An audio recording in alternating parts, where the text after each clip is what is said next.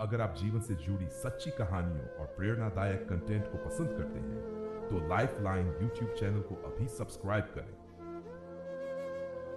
एक बार की बात है, श्रावस्ती नगरी में अनिरुद्ध नाम का एक युवक रहता था। वह बुद्ध की शिक्षाओं में विश्वास करता था, परंतु उसके भीतर एक गहरी समस्या थी। उसके मन में बार बार गंदे और कामुक विचार आते रहते थे। वह समझ नहीं पा रहा था कि ये विचार कहाँ से आते हैं। वह कभी कभी ध्यान में बैठता, पर मन में ऐसे विचार उठते कि उसका ध्यान भंग हो जाता। उसे शर्म भी आती, डर भी, और सबसे ज्यादा थकान होती, क्योंकि वह इन विचारों से लड़ते लड़ते हारने लगा था। एक दिन उसने निश्चय किया, मैं स्वयं भगवान बुद्ध के पास जाऊंगा और अपनी समस्या बताऊंगा। बुद्ध से भेंट वह जेतवन विहार पहुंचा, जहां भगवान बुद्ध शांत बैठे थे। उनके चारों ओर भिक्षु मौन ध्यान में थे। अनिरुद्ध ने विनम्र होकर कहा, भगवान, मेरा बार बार गंदे विचारों से भर जाता है। मैं उन्हें रोक नहीं पाता। क्या मैं पापी हूं? बुद्ध ने मुस्कुराकर कहा, नहीं अनिरुद्ध, विचार पाप नहीं है, परंतु उनसे आसक्त होना ही दुख का कारण है। अनिरुद्ध ने पूछा, तो मैं क्या करूं प्रभु? ये विचार तो अपने आप आ जाते हैं। बुद्ध का उत्तर, बुद्ध बोले, जब गंदा विचार आए उसे शत्रु मत समझो और नहीं अपना मानो। उसे बस देखो, जैसे कोई राह पर धूल उड़ती है, तुम बस देखते हो पर धूल को पकड़ते नहीं। विचार भी धूल की तरह है, जो आती है और चली जाती है। फिर बुद्ध ने एक उदाहरण दिया। मान लो तुम किसी नदी के किनारे बैठे हो, पानी में कचरा बह रहा है। अगर तुम उस कचरे को पकड़ने जाओगे तो तुम्हारे हाथ भी गंदे होंगे, पर अगर तुम बस बहते पानी को देखते रहो तो वह कचरा स्वयं बह जाएगा। ध्यान की साधना बुद्ध ने उसे एक अभ्यास बताया। हर बार जब गंदा विचार आए तब सांस पर ध्यान दो। गहरी सांस लो और मन ही मन कहो, ओपन कोट, ये विचार मेरा नहीं है, ये केवल एक लहर है, क्लोज कोट। और जैसे लहर आती है और चली जाती है, वैसे ही ये विचार भी मिट जाएगा। अनिरुद्ध ने वैसा ही किया। शुरू में कठिन लगा, लेकिन धीरे धीरे उसका मन शांत होने लगा। जहां पहले हपल गंदे विचार आते थे, अब वह उन्हें केवल आते जाते मेहमान की तरह देखने लगा। कुछ महीनों की साधना के बाद वह फिर बुद्ध के पास पहुंचा। उसके चेहरे पर शांति थी। उसने कहा, भगवान, अब विचार तो कभी कभी आते हैं, लेकिन अब वे मुझे खींच नहीं पाते। मैं बस उन्हें देखता हूं और वे मिट जाते हैं। बुद्ध ने मुस्कुराकर कहा, यही है साक्षी भाव। जब मन में गंदगी उठे और तुम केवल दर्शक बनो, तो वही क्षण तुम्हें वासना से मुक्त कर देता है। शिक्षा, ओपन कोट, विचारों को दबाओ मत, उन्हें देखो, समझो और छोड़ दो। मन को दर्पण बनाओ ताकि हर विकार दिखाई दे और फिर मिट जाए। Close quote. क्या आप चाहेंगे कि मैं इस कहानी का दूसरा भाग लिखूं, जिसमें अनिरुद्ध को एक और भी गहरी इच्छा होती है, जहां उसे उसे एक स्त्री के मोह से गुजरना पड़ता है और बुद्ध उसे फिर मार्ग दिखाते हैं? बहुत अच्छा। अब सुनो अनिरुद्ध की दूसरी और बहुत गहरी कहानी, जो बताती है कि गंदे विचार केवल मन में ही नहीं, जीवन की परिस्थितियों में भी हमें पड़ते हैं। अनिरुद्ध और मोहिनी की परीक्षा, भगवान बुद्ध की एक प्रेरणादायक दीर्घ कथा। श्रावस्ती के दिनों में, जब अनिरुद्ध बुद्ध के उपदेश से ध्यान की साधना में निपुण हो चुका था, एक दिन बुद्ध ने उसे कहा, ओपन कोट, अनिरुद्ध, अब समय है कि तुम दुनिया में लौटो और देखो कि तुम्हारा मन कितना स्थिर हुआ है। Close coat. अनिरुद्ध ने प्रणाम किया और गांव लौट गया। गांव का परिवर्तन उसका गांव पहले जैसा नहीं था। अब वहां नई बस्तियां बस गई थी और उन्हीं में एक युवती थी, मोहिनी। नाम जैसा कि उसके रूप में था, कोमल, शांत, पर भीतर से बेचैन। वह बुद्ध की शिक्षाओं में दिलचस्पी रखती थी, इसलिए एक दिन वह अनिरुद्ध के पास आई और बोली, तुम बुद्ध के शिष्य हो ना, मुझे ध्यान सिखाओ। अनिरुद्ध ने कहा, मैं सिखाऊंगा, पर ध्यान केवल मन की पवित्रता से सीखा जा सकता है। मोहिनी मुस्कुराई, तो फिर मेरा मन भी पवित्र कर दो। उस मुस्कान ने अनिरुद्ध के भीतर एक पुराना तूफान जगा दिया, वही जो महीनों पहले वह बुद्ध के चरणों में शांत कराया था। वह समझ गया, यह परीक्षा है। भीतर की जंग, रात भर वह सो नहीं सका। उसके भीतर दो आवाजें थी। एक कहती थी, वह सुंदर है, स्नेह चाहती है, क्यों न उसके साथ रहो। दूसरी कहती थी, यह वही मार्ग है जिससे तुम पहले दुखी हुए थे। उसका मन जल रहा था। वह उठा और जंगल की ओर चला गया। वहां उसने बुद्ध के शब्द याद किए, ओपन कोट, विचार को पकड़ो मत, उसे देखो। Close quote. उसने आंखें बंद की और भीतर देखा।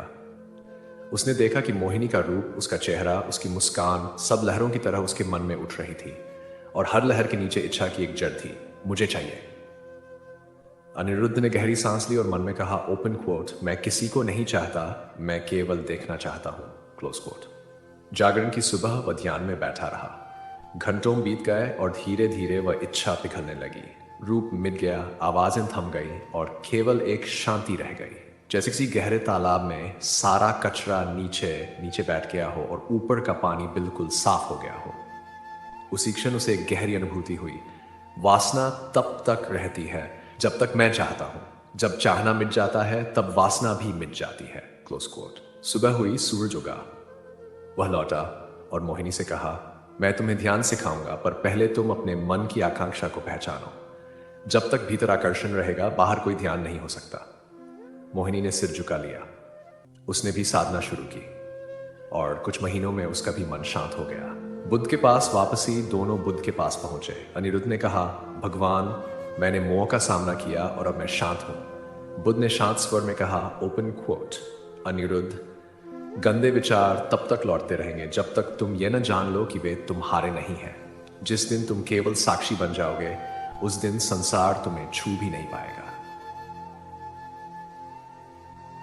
अंतिम शिक्षा, ओपन क्वोट, वासना से लड़ो मत, उसे पहचानो, उसे देखो और उसे जाने दो, क्योंकि जब तुम देखने लगते हो तो वही देखने वाला बुद्धत्व बन जाता है। बहुत सुंदर। अब सुनो अनिरुद्ध की तीसरी और सबसे गहरी कथा, जो उसके पूर्ण जागरण की कहानी है, जहां उसने न केवल वासना बल्कि भय, मोह और मृत्यु सब पर विजय प्राप्त की। यह कहानी बहुत लंबी है और हर शब्द भीतर की यात्रा है। अनिरुद्ध और मृत्यु का बोध, अंतिम मुक्ति की कथा। अनिरुद्ध का एकांत, वर्षों बीत गए। अनिरुद्ध अब गांव का साधु कहलाता था। वह बुद्ध की शिक्षाओं का प्रचार करता, ध्यान सिखाता और भीतर गहरी शांति में रहता। परंतु उसके भीतर कहीं एक सूक्ष्म मैं अभी बचा था। मैं अब पवित्र हो गया हूं, मैं अब साधु हूं, यही अहंकार का अंतिम बीज था। एक दिन वह एकांत में बैठा सोच रहा था, मैंने वासना पर विजय पा ली, अब मैं मुक्त हूं। उसी क्षण भीतर से एक हल्की सी आवाज उठी, ओपन कोट, क्या सच में तू मुक्त है? Close quote. स्वप्न की शुरुआत, उस रात उसे एक गहरा स्वप्न आया। वह खुद को एक विशाल रेगिस्तान में अकेला पाता है। चारों ओर धूल उड़ रही है। दूर उसे एक स्त्री दिखाई देती है, वही मोहिनी, पर अब वह धीरे धीरे अस्थियों में बदलने लगती है।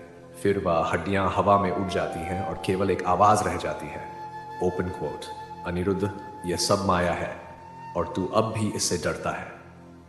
वह घबरा जाता है। आकाश से एक छाया उतरती है, मृत्यु का रूप। वह उससे कहती है, ओपन कोट, अनिरुद्ध, अब चल मेरे साथ। तूने दुनिया को छोड़ा पर खुद को नहीं छोड़ा।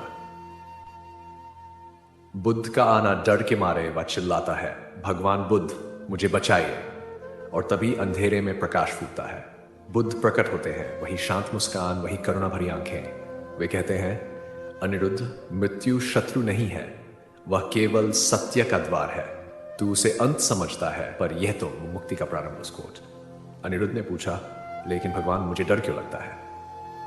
बुद्ध बोले, ओपन कोट, डर वही होता है जहां मैं हूं। जब तू स्वयं को मिटा देगा, तब न वासना रहेगी, न भय, न मृत्यु।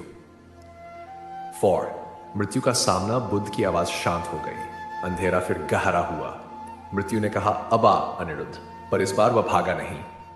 उसने अपनी आंखें बंद की और मन में कहा, ओपन कोट, मैं शरीर नहीं हूं, मैं विचार नहीं हूं, मैं बस साक्षी हूं। Close quote. धीरे धीरे सब कुछ मिट गया। रेगिस्तान, मृत्यु, भय और अंत में मैं भी नहीं रहा। केवल मौन था गहरा कि उसमें कोई सीमा नहीं थी। उस क्षण अनिरुद्ध को निर्वाण का अनुभव हुआ। वह जाग गया। बाय प्रातःकाल की जागृति। सुबह उसकी आंख खुली। सूरज की किरणें पत्तों पर चमक रही थी। वह मुस्कुराया। उसके भीतर कोई विचार नहीं था, न अच्छा, न बुरा, न गंदा, न पवित्र, केवल शुद्ध चेतना थी। वह बुद्ध के पास गया और बोला, भगवान, अब मैं किसी विचार से नहीं लड़ता, क्योंकि अब कोई लड़ने वाला बचा ही नहीं।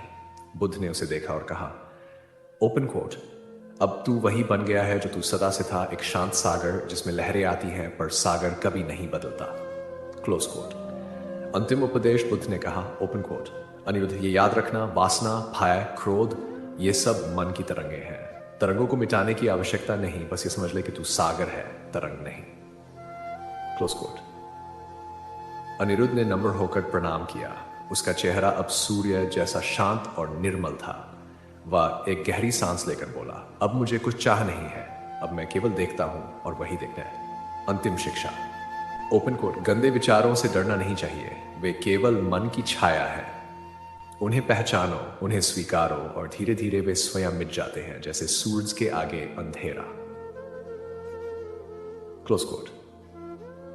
क्या आप चाहेंगे कि मैं इस श्रृंखला का चौथा और अंतिम भाग लिखूं, जिसमें बुद्ध अनिरुद्ध को अनर्सनेस का रहस्य बताते हैं और दिखाते हैं कि वासना और आत्मा दोनों एक ही भ्रांति हैं? यह भाग और भी गहरा और ध्यान योगी होगा।